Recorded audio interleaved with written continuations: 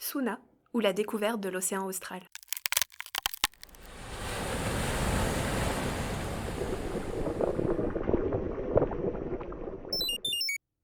Épisode 6. Un bol d'air sous-marin. Dernière découverte en date, le phytoplancton, organisme indispensable des écosystèmes marins. Je pouvais maintenant détecter ces minuscules cellules grâce à la chlorophylle qu'elles contiennent. Alors que j'approchais des îles Kerguelen, je réalisais que j'explorais les eaux antarctiques depuis déjà 3 semaines. Comme Sieu Boula me l'avait recommandé, je devais progresser avec prudence pour ne pas finir échoué comme un gros phoque.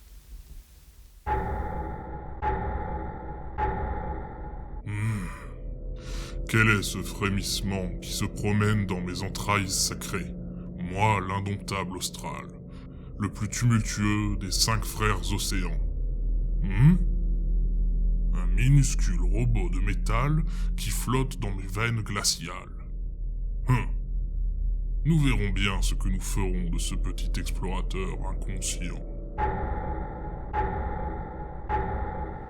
J'ai rêvé ou j'ai entendu une voix ?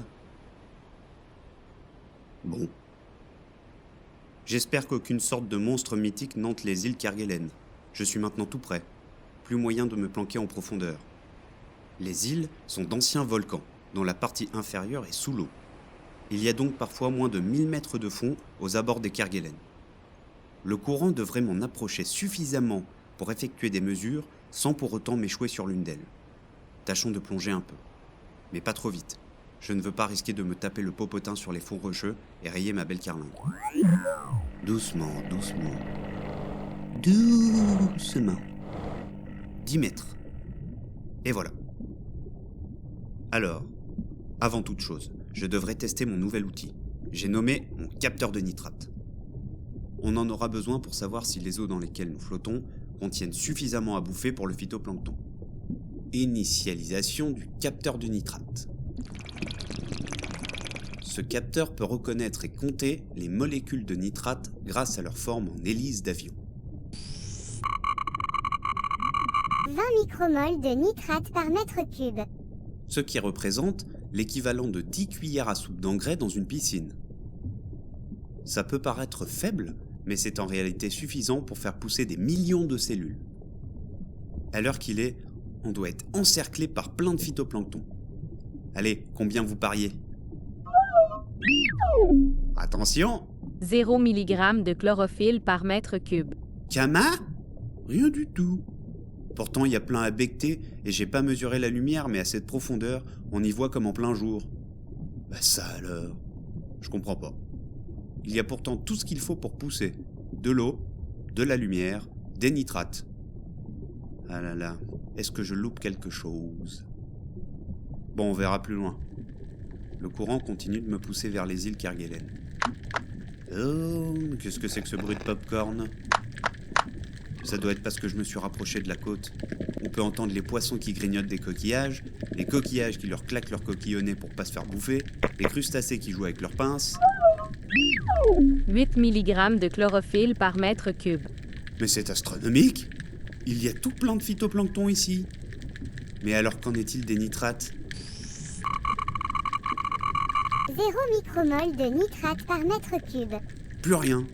Les cellules phytoplanctoniques sont si nombreuses ici qu'elles ont tout picoré sans en laisser une miette. Il y a quelque chose dans les parages, aux abords de l'île, qui permet au phytoplancton de se multiplier.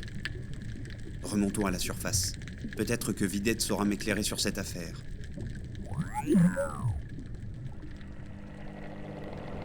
Il faut vraiment que je continue ma route. Je me serais bien arrêté pour jouer à saute-morue avec les éléphants de mer que j'entends batifoler sur les berges, mais la science n'attend pas. Oh, attendez, j'ai un nouveau message. Tapez 1 pour écouter. Suna, j'espère que ce message t'atteindra sans interférence. Les scientifiques te félicitent pour ta récolte de données. Voici ta récompense. Super, super. J'ai croisé Francis, enfin Monsieur Boula. Il m'a parlé de votre rencontre. Il semble que tu aies bien compris que le phytoplancton peut se développer partout où les bonnes conditions de lumière et de nutriments sont réunies.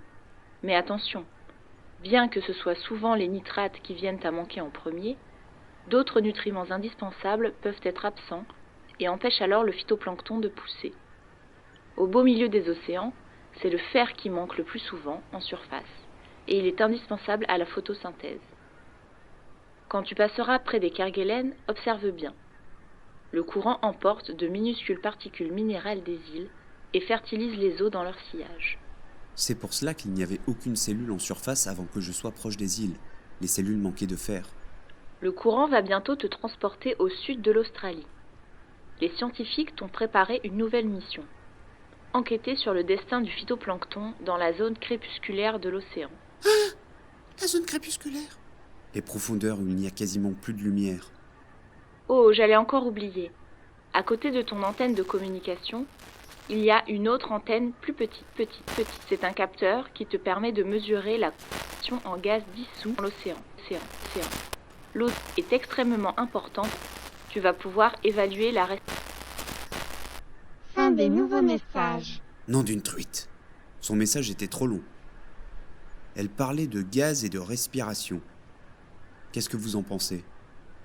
Sûrement pour mesurer l'oxygène, non? Drôle de bruit pour un capteur. Il y a 260 micromoles d'oxygène par mètre cube. Oh mais j'y pense. Je suis à la surface, donc mon antenne à oxygène doit dépasser et se trouver actuellement dans l'atmosphère.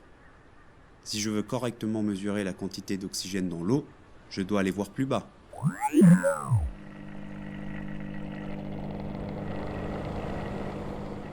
Ça y est, je suis de retour à 10 mètres de fond, en plein dans notre nuage de cellules phytoplanctoniques. Tenez, ici, la concentration en oxygène est plus élevée, 420 micromoles par mètre cube d'eau. Pourquoi y aurait-il plus d'oxygène dans l'eau que dans l'atmosphère? Vous savez quel processus produit de l'oxygène, mes cocos? La photosynthèse. Grâce à l'énergie du soleil, les microalgues capturent du dioxyde de carbone, aussi appelé CO2. Vous vous rappelez? C'est le vilain gaz que rejettent les voitures dans l'atmosphère et qui réchauffe la planète. Bref, en échange du CO2, les microalgues rejettent de l'oxygène. La photosynthèse, c'est un peu l'inverse de la respiration, qui, elle, consomme de l'oxygène et rejette du CO2. Et lorsqu'elles sont très nombreuses, les cellules phytoplanctoniques produisent plein d'oxygène. Il va se diffuser dans l'océan, mais aussi dans l'atmosphère. En gros, les algues dégazent, un peu comme un grand paix. Et éventuellement, vous respirez cet oxygène qui a été produit par le phytoplancton. Et rappelez-vous de ce que disait Monsieur Boula. S'il venait à disparaître, c'est plus de 50% de l'oxygène de notre atmosphère qui disparaîtrait avec lui. Bon, je vais continuer de réfléchir à tout ça à la profondeur de parking en attendant mon prochain profil.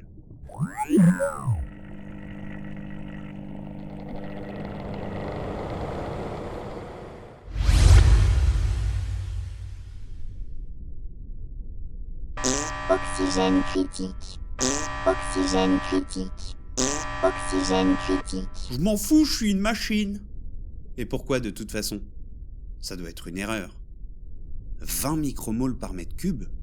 Ça perd l'hypopète. Il n'y a effectivement quasiment plus un pet d'oxygène ici.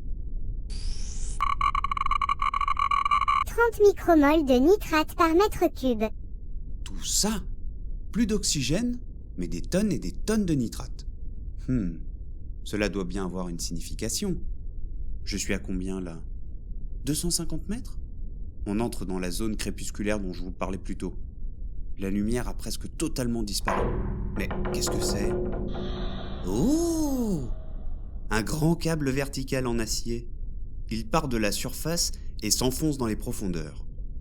Vous croyez qu'il va jusqu'au fond? Qu'est-ce que ça peut bien faire ici au milieu de l'océan? Je suis maintenant à 300 mètres et le câble continue. Attendez, j'aperçois quelque chose. Le câble plonge et plonge et plonge et il y a une espèce d'entonnoir attaché dessus. Je vais m'approcher discrètement. Je devine une activité électronique derrière ce grand cône. Un cousin robot éloigné peut-être. Ouh, mais qu'est-ce qu'il est laid! Je n'ai jamais vu un robot qui avait autant l'air d'un vieil ustensile de cuisine. Oh, quelle horreur! Ça doit pas être facile tous les jours avec un physique pareil. C'est fini, oui? Ah! Oui. Tu te prends pour qui? Non, non, vous méprenez. Je parlais du câble. C'est cela, oui. Mais vous êtes combien là-dessous? Gare à toi, mon petit bonhomme, nous sommes 6 pièges à particules à être attachés sur cette ligne. Mais vous êtes puni? Suspendu de la sorte au milieu de nulle part? Non, nous menons une mission de la plus haute importance. Ah, Et oui, nous récoltons les particules qui tombent depuis la surface vers les fonds marins. mais de quelles particules parlez-vous? Oh, des particules de toute taille, de toutes les formes et tous les types. Cela peut être du phytoplancton qui coule lorsqu'il est trop âgé, des excréments d'organismes marins, des miettes de repas de prédateurs un peu goinfres, des Mais je ne vois rien du tout, moi. Tu devrais pourtant, ta carlingue contient ce qu'il faut. Attends un peu, je vais te donner un coup de pouce. Un nouveau signal dans mon crâne d'aluminium. Ouah, on dirait de la neige tout autour de nous. Je viens d'activer ton capteur de particules. Ça fonctionne comment? C'est comme une petite caméra. Cette pluie de particules est aussi ce que l'on appelle de la neige marine. Sympathique. C'est honorable de ta part de collecter les déchets marins. Mais sans vouloir t'offenser, ça sert à quoi? À mesurer combien de matière organique est produite dans la couche de surface et combien va vraiment atteindre le fond des océans. Tu as l'air perplexe. Tu ne sais pas ce que c'est, la matière organique? Si. Enfin non. Explique-moi puisque tu sais tout. C'est ainsi que l'on appelle toute la matière qui vient d'un être vivant, de la cellule à l'organisme dans son entièreté. Et quand les organismes meurent, ils tombent au fond de l'océan, non? Elle irait où sinon, cette matière organique? Une partie peut être emportée vers d'autres régions de l'océan par les courants, et une autre partie peut être consommée par d'autres êtres vivants. Les charognards? Comme les myxines? Je n'en ai pas vu beaucoup par ici. Oh, bah ça grouille d'une autre forme de vie microscopique. Le phytoplancton? Mais ce ne sont pas des charognards. En plus, il n'y a sûrement pas assez de lumière aussi bas. Je parle de cellules encore plus petites que les cellules phytoplanctoniques. Les batraciens? Non, les baleines. Non, attends, je sais. Les barracudas. Mais non, andouille. On a dit plus petit que le phytoplancton. Bon, je donne ma langue aux mouettes. Les bactéries. Elles flottent comme le phytoplancton alors. Mais pourquoi je ne les vois pas? Parce qu'elles ne mesurent en général pas plus d'1 millième de millimètre et qu'elles ne contiennent pas de chlorophylle comme les microalgues. Et elles sont nombreuses? Ouh là, c'est tout un essaim de bactéries qui s'activent ici dans le noir. Des milliards et des milliards. Ça pétille de tous les côtés. Mais elles se nourrissent de quoi? Elles se nourrissent de toutes les particules organiques qui viennent de la surface, et ce, grâce au processus de respiration. Mais alors, les bactéries ont besoin de consommer de l'oxygène. Eh oui, C'est pour cela que la concentration que j'ai mesurée à 250 mètres était très faible. C'est parce que les bactéries le consommaient. En revanche, les nitrates étaient très concentrés. Il y en avait beaucoup plus que je n'en avais jamais vu. c'est parce que lorsque la matière organique est digérée par les bactéries, elle est retransformée en nutriments. C'est un peu le grand cycle de la vie. Les cellules phytoplanctoniques grandissent et se multiplient grâce aux nutriments dont le CO2 en surface, meurent, coulent en profondeur, et c'est alors que les bactéries reconvertissent la matière organique en nutriments et CO2. Ces derniers peuvent alors être réutilisés par le phytoplancton, et ainsi de suite. Oui, mais attention, une partie de cette matière organique continue de couler vers le fond. C'est là que nous, les pièges à particules, intervenons. Nous récoltons dans nos entonnoirs les particules qui tombent à différentes profondeurs. Et en comparant la quantité de particules qui se trouvent près de la surface et celles qu'on mesure plus en profondeur, on peut déduire quelle quantité de matière organique est digérée par les bactéries. Bon d'accord, mais qu'est-ce qui se passe pour les particules qui arrivent au fond? Elles vont s'accumuler dans les sédiments tout au fond de l'océan. Ça veut dire que le carbone capturé par le phytoplancton lorsqu'il consomme du CO2 se retrouve piégé dans les profondeurs de l'océan? Tu es peut-être moins bête que tu en as l'air finalement. Les hommes produisent beaucoup de CO2 qui se retrouvent dans l'atmosphère. Il y en a tellement qu'une partie passe dans l'océan. Et le phytoplancton peut utiliser ce CO2 pour produire sa matière organique. Eh ben, Et comme le CO2 est responsable du changement climatique, cela veut dire qu'à chaque fois qu'une cellule qui a capturé du CO2 tombe au fond de l'océan, cela diminue l'effet de serre. Je savais déjà que le phytoplancton était important, mais il est un allié encore plus précieux pour toute la planète. Oui, très très précieux. Malheureusement, il ne peut pas tout faire tout seul, et les humains devront trouver des solutions par eux-mêmes. Eh bien, c'est du bien beau boulot que vous faites, Madame le piège à particules. Je ferai un solide rapport de vos activités à nos scientifiques. Merci. Et dis-leur qu'il faut remplacer le piège numéro 1. Je crois qu'une colonie de moules a commencé à nicher dans son système électronique. Il est devenu complètement neuneux. Allez, il est vraiment temps que j'aille me mettre en veille à la profondeur de parking. Tiens, un bruit étrange qui se rapproche. Mais qu'est-ce que... Mes aïeux, un vieux sous-marin militaire. Où est la boîte de sardines? Dévie donc de ton cap. Pas de réponse. Il a l'air tout rouillé et abandonné, et complètement en train de dérailler. Cible verrouillée. Mais il se prépare à lancer une torpille. Sur moi!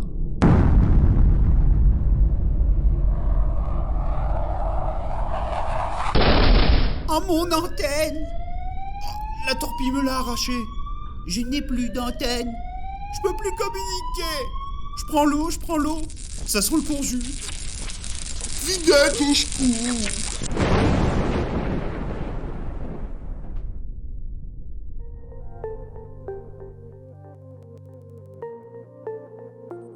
Suna, ou la découverte de l'océan austral. Si vous n'avez jamais vu le sourire ravageur d'une myxine, suivez le lien en description.